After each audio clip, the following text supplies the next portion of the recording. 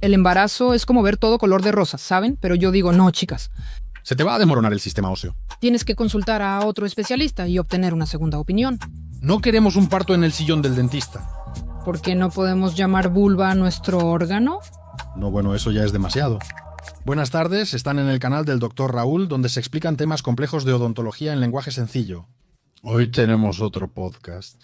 Y hoy tengo como invitada a la doctora ginecóloga, que además es mi hermana, Aliona Rodionovna. Ella es ginecóloga operante, ginecóloga cirujana y tiene más de 17 años de experiencia. Aliona, hola. Hola, Raúl. Hoy vamos a hablar sobre cómo puede estar relacionada la ginecología con la odontología. Bueno, considerando que las mujeres son más bien una clase aparte de personas, digamos, ansiosas, quería decir, pero tal vez eso sea exagerado. Pero ellas siempre eligen con cuidado tanto al dentista como al ginecólogo. Probablemente compartimos algunos puntos sobre cómo ocurre esto, por qué la gente confía en ti como ginecólogo y en mí como dentista. El paciente debe sentir que puede confiar en ese doctor, que no tiene que sentir miedo ni vergüenza con él. Por ejemplo, en mi profesión muchas chicas sienten vergüenza de ir al ginecólogo. Es una situación bastante íntima y vulnerable. Sí, abrirse. Ellas tienen miedo de que tengan que desvestirse en la consulta, porque no todas las chicas, sí, son tan abiertas y pueden hablar fácilmente de temas tan íntimos.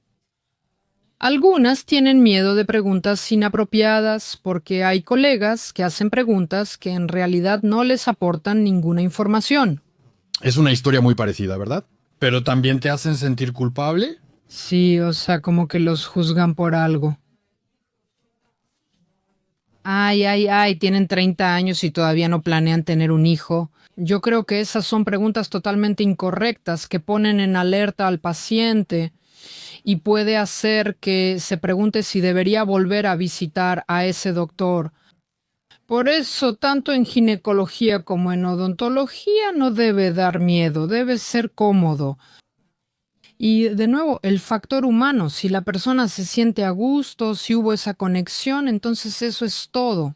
Puede abrirse y confiar dejando el profesionalismo en segundo plano. A pesar de todo, creo que quizá no sea así. Las mujeres también temen ir al ginecólogo y, en parte, al dentista.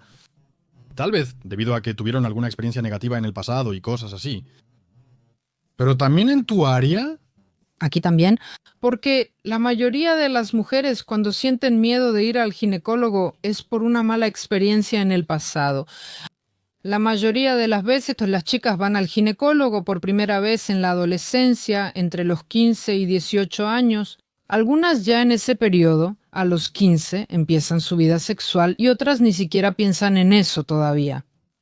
Pero hay doctoras que son rudas en su trato o durante los procedimientos pueden examinar de manera brusca. Eso también es importante, igual que en tu profesión. Estoy de acuerdo, claro que sí. Y esos momentos se toman en cuenta. Y por supuesto eso también afecta a las chicas porque tienen miedo. Aquí está el factor del sexo del médico. Me refiero a si es hombre o mujer. Sí. En odontología, claro está, como tú dijiste, que también tenemos situaciones en las que los médicos pueden excederse y recibir de manera crítica en la primera consulta y después de eso, naturalmente, ya no hay confianza. Como mencioné antes, la ginecología es, ya sabes, una parte íntima del alma donde tienes que venir, abrirte física y psicológicamente, contar todo lo más profundo y no a cualquiera le vas a confiar eso. Por supuesto, se necesita contacto, pero el hecho de que el médico sea hombre o mujer, ¿eso juega algún papel directamente al elegir? Porque en odontología probablemente no es así. Para nosotros lo más importante es si va a doler o no. ¿Te ofendió? ¿Se entendieron? ¿Confiaste o no? Y aquí también el género, creo que también puede jugar algún papel a la hora de elegir. Sí, yo diría que por supuesto no hay género en la medicina, pero si hablamos de mi profesión de nuevo, ¿por qué algunas chicas tienden a elegir a un ginecólogo hombre? Justamente por el principio de que los ginecólogos hombres son más cuidadosos, más delicados durante el examen. ¿Los hombres son más delicados? Siempre he pensado que son rudos.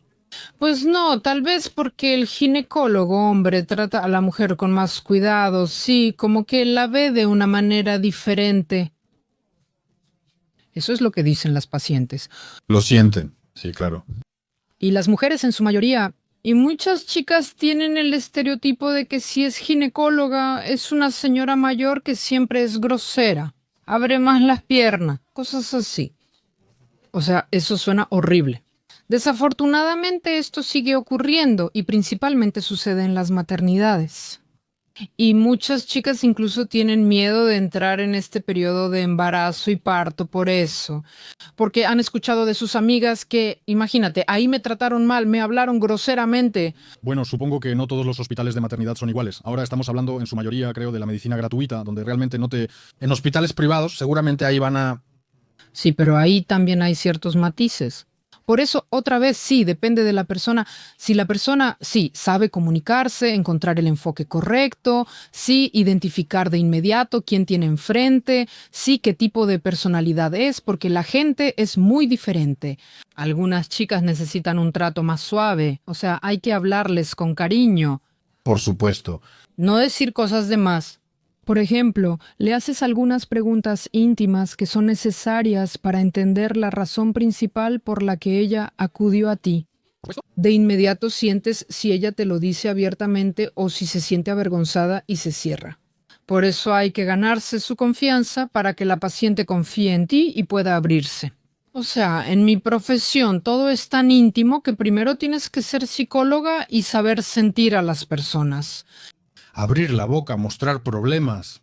Eso también es una especie de historia íntima. Y hay doctores que también dicen más abierto. Igual que en tu profesión es una historia similar. Por supuesto, eso también sucede. Eso asusta. Y muchas chicas también se preocupan por cómo se verán durante el examen. Porque, de nuevo, repito, muchas chicas sufren porque no son abiertas, no aceptan su cuerpo, no se quieren a sí mismas. ¿Entiendes? Y mi tarea principal no es solo ser ginecóloga que ayude en algunos procesos fisiológicos complicados o en algunas patologías, que analice y lleve a un resultado, sino también enseñar a mis chicas a amarse a sí mismas, a aceptarse y ser más libres. Porque muchas, pues, para mí eso es muy aterrador. Porque cuando las chicas no pueden llamar a sus genitales por el término médico, ¿me entiendes? Cuando vienen y dicen, ¿qué te molesta? La chica dice, pues ahí, me siento incómoda, me duele. Yo le pregunto, ¿dónde es ahí? Eso tiene su propio nombre, vulva, un nombre hermoso. ¿Por qué los hombres nunca tienen vergüenza de llamar al órgano sexual masculino por su nombre, pero las mujeres sí se avergüenzan? Y siempre dicen, pues ahí. Interesante, nunca lo había visto desde ese punto de vista. ¿Por qué los hombres no se avergüenzan y las mujeres sí? Ahora que dijiste vulva, ¿sabes? Yo también sentí una ligera incomodidad. ¿Por qué? Y enrojecimiento, digamos, pero ahí está. Un nombre hermoso. Creo que incluso les digo a los pacientes que hay que enseñar a los niños desde el principio a llamar las cosas por su nombre. ¿Por qué llamamos nariz a la nariz, boca a la boca, pero no podemos llamar vulva a la vulva? También es un órgano nuestro. Porque desde la infancia vienen esos complejos, miedos, rechazos, como si fuera, ay, qué vergüenza decirlo o compartirlo. Y justo lo que dijiste sobre que es necesario que el paciente sienta confianza. Eso es muy importante para que te cuenten correctamente cómo llegaron al problema que tienen. O sea, me imagino que en tu caso esto pasa aún más seguido que en el nuestro. O sea, a nosotros nos pasa... Sí. Los pacientes llegan diciendo, me cepillo los dientes todos los días, pero aún así me quedé sin dientes. Tú los miras y, bueno, entiendes que sinceramente no están diciendo toda la verdad. Tal vez porque les da pena, no cuentan todo o por alguna otra razón. ¿En tu área también hay esa falta de sinceridad, ya sea ocultar la cantidad de parejas o el último acto sexual y cosas por el estilo? Eso no tiene importancia. Cuando las ginecólogas preguntan cuántas parejas sexuales has tenido o cuándo fue la última vez que tuviste relaciones... Bueno, pues pensé que es como recopilar el historial médico del paciente. No. Que te permite rastrear la secuencia. Eso sí, depende de con qué consulta, con qué queja venga. Si, por ejemplo, viene una chica de 18 a 20 años solo para un chequeo de rutina y no le molesta nada, después del examen vi que ella está bien. ¿Para qué le voy a preguntar cuántas parejas sexuales ha tenido, cómo es su vida sexual y todo eso? Y si, por ejemplo, ella viene con quejas de que tiene molestias constantes, algunas sensaciones desagradables o algo más, entonces empiezo a pensar, Ajá, ¿no estará esto relacionado con que tiene relaciones sexuales sin compromiso? ¿Promiscuidad, una palabra bonita o algo más? Para poder entender y ayudarla a descubrir en esta cadena por qué surgen estas molestias. O sea, hay que entender otra vez quién está frente a ti, cuál es su objetivo y cuál es la razón por la que viene ahora a tu consulta. Eso es lo que debemos desarrollar y ayudarle a responder esas preguntas. De la misma manera, si una mujer no menciona que está planeando un embarazo o algo más, y solo basándonos en su edad, muchos colegas dicen, como mencioné, Dios mío, tienes 30 o 35, ¿aún no piensas en el embarazo?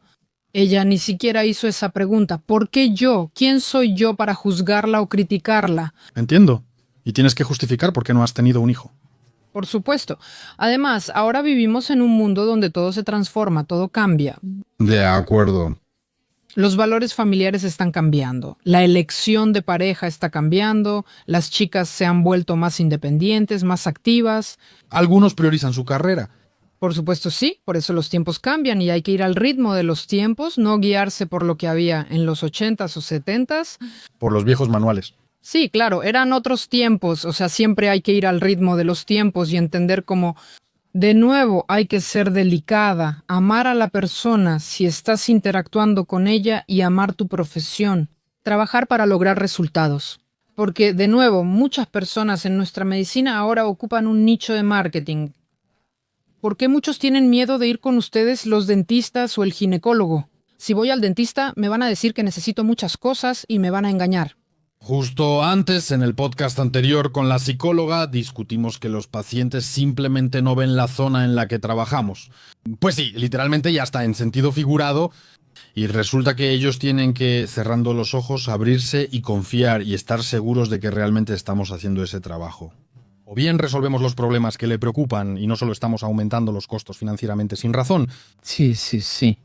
O bien sacamos algo de dinero de ahí. Por eso, por ejemplo, yo siempre les digo a mis pacientes, chicas, si acudieron al ginecólogo y se dan cuenta de que lo están visitando demasiado seguido, el problema no son ustedes, sino el ginecólogo. Otra pregunta que probablemente les preocupa a todos los suscriptores del canal de odontología es, naturalmente, el tratamiento durante el embarazo. Porque muchas veces sucede esa situación.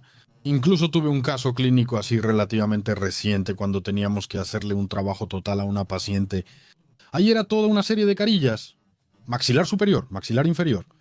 Y ya habíamos hecho una de las mandíbulas, como te pusimos carillas, ¿no? Sabes que es un proceso largo y complicado preparar los dientes para las carillas.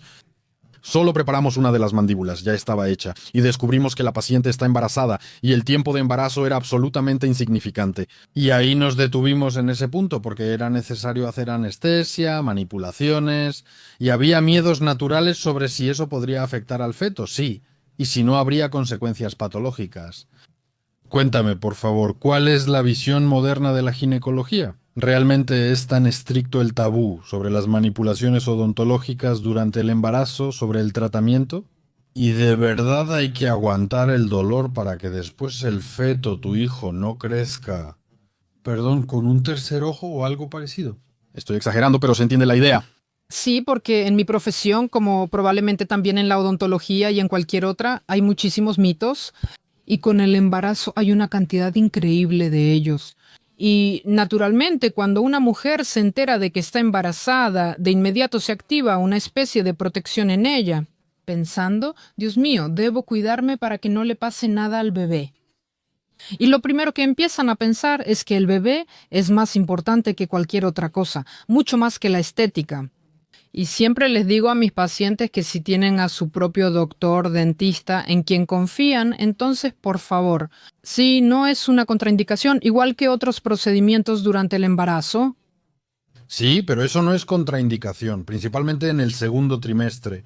Porque según lo que nos enseñaron, nos daban órdenes. Digamos que en el primer trimestre, hasta las 10 semanas, no, si no me equivoco, no se permite ninguna intervención programada, por así decirlo. Tratar una caries y similares, solo se permite una intervención de emergencia, como un flemón o absceso. Bueno, algo que no deje a la persona sin anestesia. En el segundo trimestre ya podemos intervenir, al parecer. En el tercer trimestre también podemos, pero ya con riesgo. ¿Por qué en el segundo trimestre es seguro tratar dientes y usar anestesia desde la ginecología? Porque en el primero y en el tercero esto ya es más riesgoso.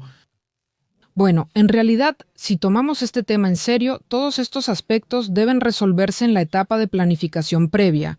Sin duda, es una rehabilitación total. Sí, de hecho, ahora las chicas abordan este tema de manera muy consciente y muy rara vez vienen a mí pacientes que ya están embarazadas y que necesitan tratar la cavidad bucal, que tienen caries importantes y todo lo demás. Pero cuando esto sucede, si por ejemplo el embarazo transcurre fisiológicamente sin ninguna patología, es decir, sin toxicosis, la chica no tiene enfermedades crónicas como diabetes u otra cosa, y en el primer trimestre se siente bien. Bueno, imagínate que llega el primer trimestre del embarazo y la chica desde los primeros días ya tiene náuseas y está abrazada al inodoro. Y todo lo demás, claro, la deshidratación y todo eso. Entiendo. ¿Qué tratamiento dental hay? ¿Eso es secundario? Allá todo el fondo hormonal se descontroló. Por supuesto. La anestesia sigue siendo más segura, sobre todo en el segundo trimestre, cuando ya ocurrió la formación. También se puede, en el primero no hay problema, muchas aún se preocupan. Dios mío, no se puede maquillarse ni hacer nada. No, bueno, eso ya es demasiado. No se lo imaginan. Eso les preocupa más que el tratamiento dental por alguna razón. No pueden maquillarse. Eso de alguna manera afecta al feto. Por fuera, porque todas somos chicas y nos encanta vernos súper bien. Pero por dentro, ¿por qué tan seguido? Y tú probablemente lo has notado, llega una chica, wow, toda hermosa, sonriente, pero quieres decirle, debiste empezar con la sonrisa. Resumamos. El primer trimestre, si algo empieza a doler o algo así, no hay que aguantarlo. Se puede, se debe. En el segundo trimestre, si sucede algo como lo que me pasó, ocurrió... El paciente ya inició un tratamiento odontológico importante. Recuerdo que me llamaste por este asunto. Sí, incluso te llamé a ti, es verdad. En el segundo trimestre, cuando el feto ya tiene placenta formada, según entiendo, Sí, eso es todo. eso ya es una barrera. Es un periodo muy seguro para realizar manipulaciones. Incluso en el segundo trimestre pueden presentarse casos de apendicitis. Ajá. Incluso lo operan. Hay muchos matices. Es lo más seguro posible. Los pacientes que están muy preocupados porque les duele algo y tratan de aguantar el dolor de todas las formas posibles, no hay que aguantar el dolor. No debemos hacerlo. Sí, totalmente. Bueno, con el primer trimestre todo parece estar claro, el segundo también está claro. Es el trimestre seguro para procedimientos dentales y, en general, para cualquier tipo de intervención, eso también ya lo aclaramos. Pero el tercer trimestre, cuando ya, digamos, el parto está a punto de ocurrir, aquí sabemos, al menos los dentistas, que se pueden hacer algunos procedimientos. Siendo sinceros, siempre sentimos miedo si llega una chica embarazada y dice que le duele algo. Si podemos, siempre intentamos posponer el momento. Pero esto no significa que tengamos miedo de causar daño al aplicar la anestesia. Es que pueden presentarse contracciones o algo así, no lo sé. Si permanece mucho tiempo acostada en la silla en posición horizontal. Eso es impredecible. Eso es posible. ¿Qué tan justificados están nuestros miedos? Por supuesto, sí. La adrenalina durante la anestesia, o más bien en la inyección. Sí. La adrenalina que viene con el anestésico puede de alguna manera provocar, no sé, contracciones o el endurecimiento del útero o algo así, aunque lo dudo, la verdad. No. Pero la posición horizontal es fisiológica. Sí, otra vez. De nuevo, depende de si esta mujer tiene alguna enfermedad crónica desde el principio. Por ejemplo, si ella tiene hipertensión, diabetes y está tomando medicamentos para mantener la presión bajo control y va a someterse a algún procedimiento con anestesia y adrenalina, ¿eso podría influir en algo? Aún más aumento de la presión y esa imprevisibilidad que puede ocurrir en cualquier momento. ¿Puede haber un escenario fuera de nuestro control? Nadie puede predecir cómo sucederá todo ahí. Por eso es un momento muy delicado y es correcto que tengas miedo de eso y que trates de evitarlo de todas las maneras posibles. No queremos atender un parto en la silla del dentista. Ahora, si es una emergencia, debemos entender, si no ayudamos de inmediato, empeorará la condición de la mujer. Bueno, claro, sí, está claro. Entonces ahí ya es otra cuestión. Sí, pero si ella va por algo planeado. Entonces lo posponemos para después del parto. Creo que a todas las chicas embarazadas les fue útil saber esto. No hay que aguantar el dolor. Si algo te molesta, puedes resolver este problema de manera bastante tranquila y en condiciones modernas y humanas. Rayos X. Tomografía computarizada. Incluso algunas embarazadas se niegan a una radiografía, pero los tomógrafos modernos de tomografía computarizada ya fueron comprobados hace tiempo. Justo recientemente estuve en Corea del Sur en una fábrica de producción. No específicamente sobre rayos X, pero simplemente estuve en una fábrica donde producen implantes y estuve en su enorme clínica que tiene 3 pisos. Me sorprendió que sus aparatos de rayos X y tomógrafos, que aquí son costosos, allá solo están tras una puerta de vidrio y paredes normales, no en salas especializadas como exigen nuestras normas de protección radiológica. Y a nuestras preguntas, y no era solo un médico con horror, ¿cómo es posible esto aquí? Y ellos nos respondieron que incluso a las mujeres embarazadas, a los pacientes también les hacen radiografías, porque desde hace mucho tiempo está científicamente comprobado que la radiación de los rayos X ahí es mínima, no afecta de ninguna manera, ¿no? Y todas las manipulaciones que hacemos ahí con los rayos X en esencia no afectan al feto. ¿De verdad es así? ¿Todos los ginecólogos piensan lo mismo? Entonces, ¿por qué vienen algunos pacientes que le tienen mucho miedo a eso? ¿Significa que los ginecólogos los ponen nerviosos de alguna manera? Sí, lo notaste bien. Otra vez, es por los mitos.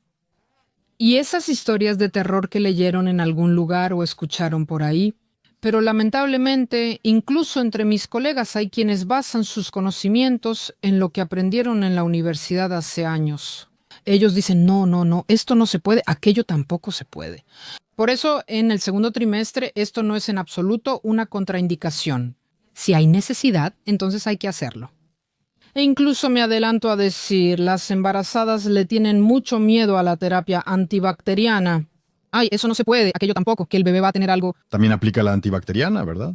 Por supuesto sí, porque, de nuevo, hay que sopesar todo, ver si realmente es apropiado y necesario en este momento. Si se requiere, hay que hacerlo sin problema. ¿Qué pasaría si no se hace? Porque hay ciertos antibióticos que se pueden usar durante el embarazo y no pasa nada malo por eso. Pero, de nuevo, hay mitos en Internet, lo leyeron en algún otro lado, porque hay pacientes que literalmente solo viven según lo que leen en Internet. ¿Entienden? Ellos se diagnostican solos y llegan así. A veces pienso que el Internet los cure entonces. Porque encontrar la verdad ahí es... No sé cuánta información hay que leer para llegar al fondo del asunto. Otra pregunta que a menudo preocupa es la sanación de la cavidad bucal. Es comprensible, a menudo vienen por un sello que confirme que la cavidad bucal está sana. Sí, eso es obligatorio. Pero sabemos que algunos pacientes reciben este sello, aunque no tienen la cavidad bucal totalmente sana. ¿Qué tanto puede esto realmente afectar en el futuro al feto, al parto y así sucesivamente? ¿Por qué los ginecólogos solicitan a los dentistas un documento que confirme que la boca del paciente está sana? Porque si una mujer tiene la cavidad bucal no saneada, es decir, dientes con caries o algo más que no está tratado, esto se considera un foco de infección crónica. Teniendo en cuenta que el embarazo en sí es un periodo de inmunosupresión severa, es decir, cuando la inmunidad disminuye. Ajá. Todas las enfermedades crónicas se activan y es imposible saber en qué momento. Como una bomba de tiempo, ¿verdad?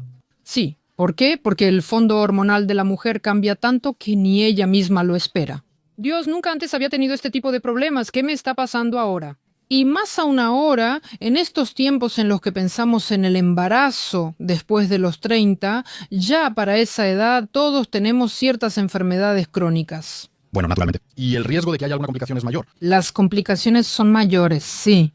Por eso es muy importante sanear la cavidad bucal, porque es lo mínimo que podemos hacer para un buen embarazo futuro y para el bebé. Porque si la mamá tiene caries, la cavidad bucal sin tratar o algo más, repito una vez más, es un foco de infección crónica.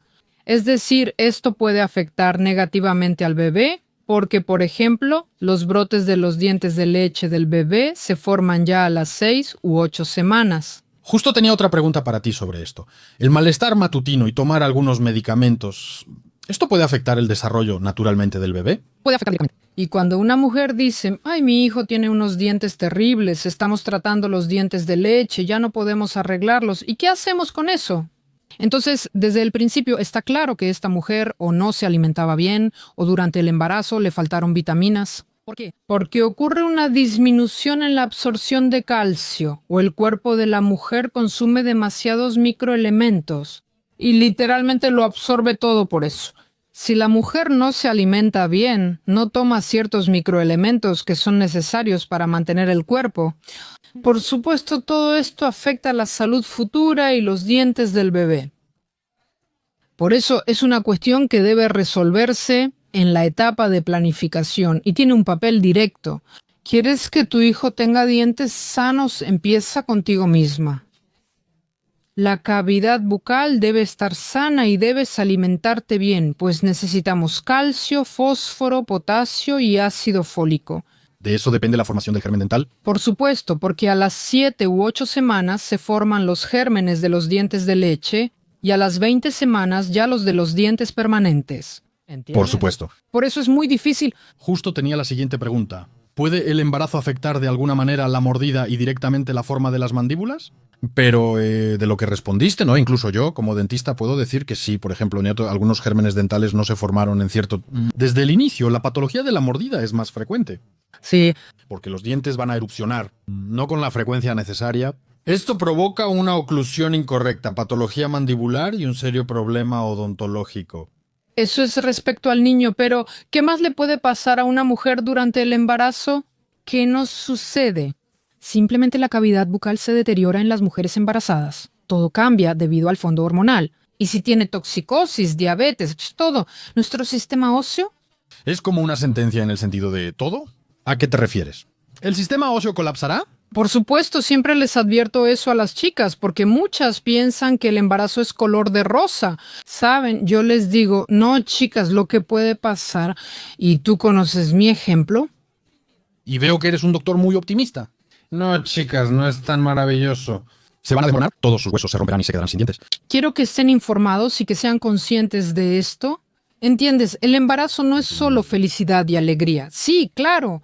Durante el embarazo, la vida se divide en antes y después, y yo soy un ejemplo directo de lo que puede pasarle a la cavidad bucal de una mujer durante el embarazo, porque tú lo recuerdas perfectamente. Lo que me pasó cuando estaba embarazada de Evelina, y cómo eso después influyó en mi vida. Sé que estabas embarazada, pero... Sí, Los seguidores no lo saben. Desde tu perspectiva como paciente, ¿qué ocurrió? yo estaba embarazada. A pesar de que mi hermano es dentista, yo iba al dentista todo el tiempo, siempre tenía la boca bien cuidada, todo estaba perfecto, todo bien. Y en la semana 28 de embarazo, de la nada, me di cuenta de que me había pasado algo malo. Y recuerdo que ese día tú también estabas de visita en nuestra casa. Cuando simplemente tomé una manzana, entendí que ya estaba todo. No puedo cerrar la mandíbula. Y sentí un dolor muy fuerte, todo se me movió y tenía los ojos así. Recuerdo que tú me acomodaste la mandíbula de nuevo. Fue una luxación habitual. Por primera vez. Ella intentó morder. Sí, ocurrió por primera vez. Morder una manzana. Y en el momento de esta fuerte tensión, durante el embarazo, tuvo una dislocación de la mandíbula, su mandíbula se desplazó hacia la derecha, simplemente no pudo cerrarla. Imagínate si no tienes un hermano dentista o un dentista a la mano. ¿Qué tan aterrador es quedarse Con la boca abierta y no poder simplemente cerrarla? Sí, es muy aterrador considerando que yo misma soy doctora ginecóloga, me alimentaba bien, tomaba micronutrientes, tenía la cavidad bucal saneada, todo estaba bien. Es decir, con esto quiero decir que todo puede ser muy impredecible. Sí, incluso en quienes tienen la cavidad bucal en perfecto estado, no hay ningún indicio de que algo pueda salir mal. Y quienes ya tienen problemas desde el principio deben entender que durante el embarazo deben estar en contacto con su dentista en el sentido de visitar a su doctor. Si hay algún detalle desde el inicio es para mantener todo bajo control, lo cual es importante. Sí, bueno, entonces seguimos adelante. Descubrimos que había patologías en la articulación y comenzamos un largo camino odontológico juntos para tratar a Aliona. Quiero interrumpirte otra vez. Y en ese momento, cuando eso sucedió, justo me estaban saliendo las muelas del juicio. Quiero decirles a las chicas que durante el embarazo, en la semana 28, mi hermano me quitó 2 muelas del juicio. No tuve ninguna complicación, ningún sangrado, nada. Todo lo soporté perfectamente. Y supusimos entonces que esto podría estar relacionado con que Fue como un factor que llevó a los cambios que ocurrieron. Es decir, no tuve miedo y durante el embarazo me quité esas 2 muelas del juicio. Esto es una continuación de esa historia sobre lo que sucede. Durante el embarazo te salen las muelas del juicio, lo cual desplaza el sistema dentomaxilar en la cavidad bucal. Averiguamos sobre la patología en la articulación temporomandibular. ¿Por qué sucede esto? Bueno, o sea, está claro, cambió el fondo hormonal, estás embarazada, sí. Y debido a esto lo que sucede es que la estructura ósea, en teoría, se ablanda. Sí, porque el calcio se elimina, por eso deja de absorberse, y si no tomamos calcio adicionalmente o no lo reponemos con la comida, entonces se produce una deficiencia. Sí, también se vuelve más vulnerable. Esto es, por cierto, sobre el hecho de que algunas pacientes también quedan embarazadas durante este periodo. Generalmente cuando vienen con nosotros hablamos de dificultades de higiene, pero si mantienen buena higiene, el embarazo no es contraindicación. Porque durante el embarazo precisamente el movimiento de los dientes en el sistema maxilofacial ocurre mejor y más rápido debido a que la estructura ósea se vuelve más blanda y, ¿Sí? digamos, más flexible. Muchas personas también me preguntan si, por ejemplo, una chica que usa brackets y queda embarazada, ¿puede seguir usando los brackets durante 1 año o año y medio más? Por alguna razón, algunos de sus colegas dicen, hay que quitar ese sistema. ¿En serio? ¿Eso dicen tus colegas? Sí, y en esos casos digo, no chicas, consulten a otro especialista y busquen una segunda opinión. Porque, al contrario, durante el embarazo, está bien tener ese sistema de brackets que te va a proteger. O como hacen algunas chicas. Terminan la ortodoncia, se quitan los brackets y después quedan embarazadas. O sea, a mitad de camino se quitan los brackets. No, después de eso. Y luego quedan embarazadas y durante el embarazo todo les vuelve a cambiar mucho. Y yo les digo, no se quiten los brackets. Después del parto es mejor que se los quiten porque durante el embarazo, sí, van a tener cambios muy fuertes. ¿Y a dónde las mando? ¿A mi hermano a la clínica KISS? Gracias. Tienes razón. Porque de verdad, si ahora hacemos el tratamiento con brackets y luego pasamos a la posición, Sí. tener un hijo, hay un gran riesgo de que podamos tener una recaída. Ve lo importante que es comunicarse con los pacientes y hablar de todos estos momentos. Siempre cuido los detalles y los pacientes lo aprecian diciendo, Aliona Rodionovna, qué bien. A veces usted pregunta algo y resulta ser tan importante y significativo que ni siquiera me lo podía imaginar. Por eso quiero a mis chicas y deseo que sean felices y sanas, porque mientras más mujeres felices haya en este mundo, más hermoso es este mundo, más felices son ustedes, los hombres, más felices son los niños y todo es maravilloso. Solo elige al ginecólogo correcto y todos serán felices. Perfecto, parece un buen plan para ganar. Otra pregunta. Dime, por favor, durante el embarazo de nuevo ocurren cambios hormonales muy fuertes en el cuerpo. Y es posible, es cierto que las sensaciones de dolor también cambian. Bueno, o sea, supuestamente, por ejemplo, en el segundo trimestre el paciente debería tener menos sensaciones de dolor. No necesariamente. En la mujer. ¿De qué depende esto en su mayoría? Exacto. Sí, exactamente igual. Por ejemplo, en el síndrome premenstrual, cuando 2 semanas antes de que empiece el periodo, a nosotras, las mujeres, si no estamos usando algún anticonceptivo que nos estabilice el fondo hormonal, en ese periodo empieza a dominar la hormona progesterona. Esa hormona provoca que 2 semanas antes del ciclo menstrual la mujer se sienta como si estuviera embarazada y su estado emocional sea inestable. Sí, es muy difícil en el aspecto emocional y además el umbral del dolor aumenta y nos volvemos más emocionalmente inestables y todo eso. Entiendo correctamente que, por ejemplo, en el síndrome premenstrual también Sí. el nivel de dolor, ¿Se siente más alto que, por ejemplo, después? o sea, que no conviene ir a tratarse los dientes durante el síndrome premenstrual. Sí, de la misma manera, cuando las mujeres van con los cosmetólogos, ¿cuál es la primera pregunta que hacen? ¿Cuándo fue tu último periodo? Para entender en qué fase se encuentra, si le va a doler, si habrá más sangrado y todo lo demás. En tu caso, eso también es muy importante. Hacemos esta pregunta, pero en su mayoría no como cosmetólogos para saber en qué fase está, sino para entender si duele o no. Y los dentistas, especialmente los dentistas cirujanos, tienen, digamos, una herramienta como la contraindicación en forma de menstruación. Es decir, si durante el ciclo se requieren manipulaciones complejas como injertos óseos o extracciones de muelas del juicio que pueden causar sangrado abundante, entonces consultamos con el paciente. ¿Está en su ciclo? Ajá. O sea, ¿tiene su periodo o no? Si lo tiene, entonces podemos rechazar. ¿Qué tan justificado es eso en realidad o si se puede hacer de todos modos? No, es absolutamente correcto porque de nuevo todo depende del fondo hormonal, cambia la hemostasia, cambia todo y el sangrado se intensifica. Durante estos periodos, cualquier manipulación, incluso las quirúrgicas por cirujanos plásticos o abdominales, es decir, si una mujer es reproductiva, o sea, la que menstrua, para ella es importante en qué fase del ciclo está.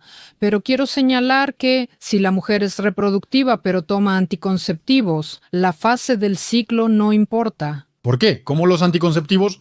Porque durante el uso de anticonceptivos las mujeres no tienen ciclo menstrual, no tienen ovulación, no tienen esos cambios hormonales. Por eso incluso el doctor y tú pueden preguntar, ¿menstruas o tomas anticonceptivos hormonales? Porque si la paciente toma anticonceptivos hormonales, no importa cuándo fue o qué, porque no hay menstruación. El ciclo menstrual está desactivado.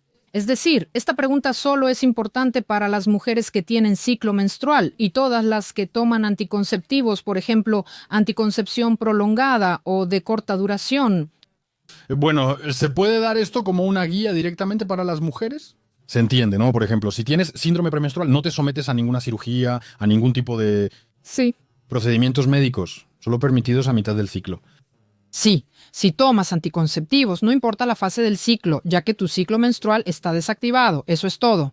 O sea, no hay sangrado, no hay riesgos, no tenemos nada de eso. Gracias. Este es un punto muy importante, porque a veces, debido a la prisa del mundo moderno y al tiempo y cosas por el estilo, las mujeres pueden simplemente ocultarlo otra vez a nosotros. O también porque cuando nosotros, los dentistas, pues hacemos la pregunta de cuándo tienen su ciclo y si tienen su periodo, ellas de inmediato empiezan como que...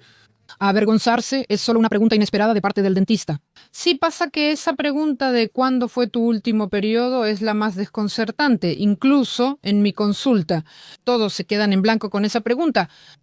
Lo he visto más de una vez y siempre me sentía incómodo. O sea, soy dentista, no ginecólogo, ¿por qué pregunto sobre el periodo? Y también ponen esa misma cara, como de qué. ¿Sabes lo que una chica me dijo? Me dio mucha risa cuando le pregunté, ¿cuándo fue tu último periodo? Ella me dice, usted es ginecóloga, debería saberlo. Adivinar usando el tarot. Sí, o las chicas dicen, ¿puedo llamar a mi esposo? Él sabe. ¿Cuándo es tu periodo? Sí, incluso eso pasa. Un esposo genial, sensible y atento. Yo ni siquiera estoy enterado, gracias a Dios. Eso era lo que faltaba. Sigamos. Dime, ¿por qué, por ejemplo, la candidiasis o la vaginosis bacteriana puede estar relacionado con una cavidad bucal no tratada o con algunos problemas bucales descuidados? ¿Alguna vez has tenido pacientes que de alguna manera se quejaran de algo parecido? ¿Y como consecuencia eso se detectaba una condición así en la pareja, por ejemplo? Sí. Las parejas que practican sexo oral a menudo presentan estas quejas y acuden por este tipo de patologías. Porque si la cavidad bucal no está saneada, y sabemos que la cavidad bucal es... Un verdadero foco de infección. Y eso es una de las causas de las candidiasis recurrentes y las vaginosis bacterianas. He tenido varias veces la situación en la que tratábamos vaginosis bacterianas recurrentes en una paciente, ¿no? De diferentes maneras, ¿tá? ¿Y nada funcionaba? ¿Ya intentaron todo y no hay resultado? Y entonces hago esta pregunta. ¿Con qué frecuencia practican caricias orales? Y cuando dicen que sí, que eso es lo que predomina en su vida sexual, pues naturalmente. Recomiendo a la pareja ir al dentista. Sanear la cavidad bucal no es solo eso. Curar las caries. Pero también quitar el sarro, sí, o sea, hacerse una buena limpieza dental y después esos síntomas desaparecen. Sí, eso funciona absolutamente. Entiendo correctamente que la causa de esto puede ser simplemente una placa dental común o una mala... Sí. La higiene que lleva este tipo de Sí. Desafortunadamente, eso viene con la experiencia, porque en los libros no lo vas a encontrar, lo aprendes todo en la práctica. Y cuando una paciente llega con quejas de vaginosis bacteriana recurrente, esa es la segunda pregunta que hago, y entonces ya me es más fácil entender qué causas debo descartar. Así le ayudo más rápido, porque al conocer la causa podemos llevarla a la remisión. Y además es una cuestión muy delicada, también es, digamos, de carácter íntimo. Por ejemplo, bueno, no muchos lo saben, pero tú y yo sabemos que incluso las infecciones ocultas pueden transmitirse a través de caricias orales. Por supuesto, claro que sí.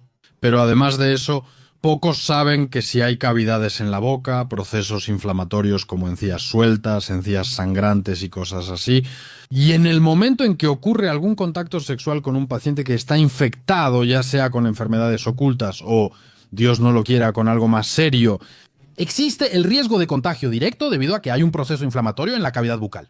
Es cierto, ¿verdad? Sí, es cierto. Y simplemente así fue. ¿Qué infecciones ocultas, digamos, pueden transmitirse de esta manera? ¿O cuáles son las más peligrosas, las más probables? ¿Con qué te puedes contagiar? Las infecciones ocultas pueden transmitirse así. ¿En serio? ¿Cualquiera? Sí, porque ¿qué es la cavidad bucal? Es una mucosa. Si hay alguna lesión en la mucosa. Por supuesto, sí. Lo mismo ocurre con la sífilis. ¿Te acuerdas de la universidad, verdad? Que ese chancro blando puede aparecer en cualquier lugar. Sí, en la mucosa o incluso en la mano. Sí, por ejemplo, si el contacto fue solo con las manos, eso también puede ser una causa de contagio. Y si fue sexo oral, entonces sí. Pero, por supuesto, existen métodos de protección, como que el sexo oral debe practicarse con condón. Y las mujeres tienen métodos especiales para... Durante las caricias orales, la mujer también debe usar cierta protección, pero nadie lo usa en la vida real. Me voy a desviar un poco del tema, ¿no? ¿Existen algunos métodos modernos de protección para las mujeres durante las caricias orales? Sí, hay toallitas especiales que se colocan sobre la vulva, y solo de esa manera. No lo sabía. Pero nadie las usa. Bueno, el hecho de que existan ya es sorprendente. Existen. Entonces es un problema que en realidad... Sí, e incluso yo les digo a mis pacientes, ¿no? Si tuvieron una pareja desconocida, wow, algo así, la cabeza, Pidan un certificado al dentista. todo debe ser con condón, incluso el sexo oral, porque no sabemos quién está frente a nosotros. Y luego todo esto se vuelve muy serio. Llegamos a una conclusión. Si encontraste una pareja que realmente te gusta y de la que te enamoraste, Además del certificado del ginecólogo o urólogo, también necesitas uno del dentista para estar completamente sano. es correcto, ¿entiendo bien? Exactamente. Esa es la conclusión. Bien, vamos a resumir. Hoy tuvimos una gran charla y me parece que la conclusión clave para nosotros es que es muy importante la conexión entre médicos de diferentes especialidades para que haya algún tipo de contacto entre ellos. Teniendo en cuenta las historias que nos contaste, muy a menudo sucede que en algún pequeño detalle y en el historial médico de otra especialidad, es importante para poder resolver el problema que está en tu área de influencia y en tu especialidad. Eso está genial, pero además, sobre tu caso clínico, lo que hicimos después, me gustaría revelar un poco. Porque próximamente tendremos un episodio donde mostraré en detalle cómo finalmente tratamos a Aliona. Pero en general, cuéntame sobre tus sensaciones, solo para que yo tenga esto para mis suscriptores. Pasaste mucho tiempo sin adornos y enfrentaste un camino difícil con un tratamiento complicado. Tratamos la articulación, corregimos la mordida, pusimos carillas y eliminamos la sonrisa gingival. O sea, fueron manipulaciones difíciles y pesadas. 3 años. Sí, 3 años, incluso 3 años. Sí. Siempre lo reduzco a 2 por alguna razón, pero fueron 3 años. Sí, 3 años, eso fue lo que duró todo. ¿Quedaste satisfecha? ¿Valió la pena? ¿Qué molestias tenías y qué se quitó? Entonces, de la articulación, tenía molestias de tal tipo que no podía masticar, hasta el punto de que del lado izquierdo simplemente sentía un dolor terrible al morder o al masticar. Y en algún momento incluso me limité en la comida porque no podía de otra manera. Bueno, naturalmente, de inmediato acudí con mi querido hermanito. Eso fue lo que pasó. Me dijeron qué hacer y cómo hacerlo, y empecé a usar esa férula. Por cierto, durante 2 meses de usarla no tuve ningún resultado positivo. O sea que no hubo resultados al instante. Sí, y hasta llegué a dudar. Pensé, ¿qué clase de sistema es este que no funciona? pero resulta que sí funciona después de un tiempo.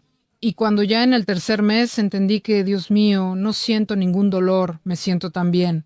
Aunque la splinterapia tiene ciertos matices, como que se altera el habla, eso no me molestaba. Mis pacientes me miraban y se intercambiaban miradas. Ellos decían, ¿a poco usted, Raúl Rodionovich, también se está tratando? Yo les decía, sí, chicas, voy camino a mi sonrisa de Hollywood. Esto es para que a muchos pacientes no les incomode.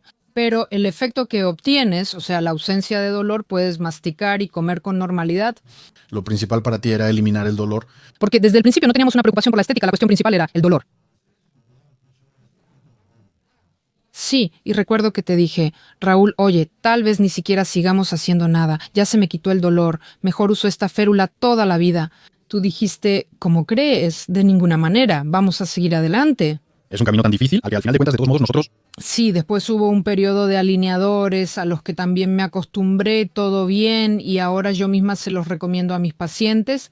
Y, por cierto, muchos pacientes, cuando veían que yo primero usaba la férula, luego los alineadores y todo eso, muchos después acudieron a su clínica porque tenían un ejemplo claro.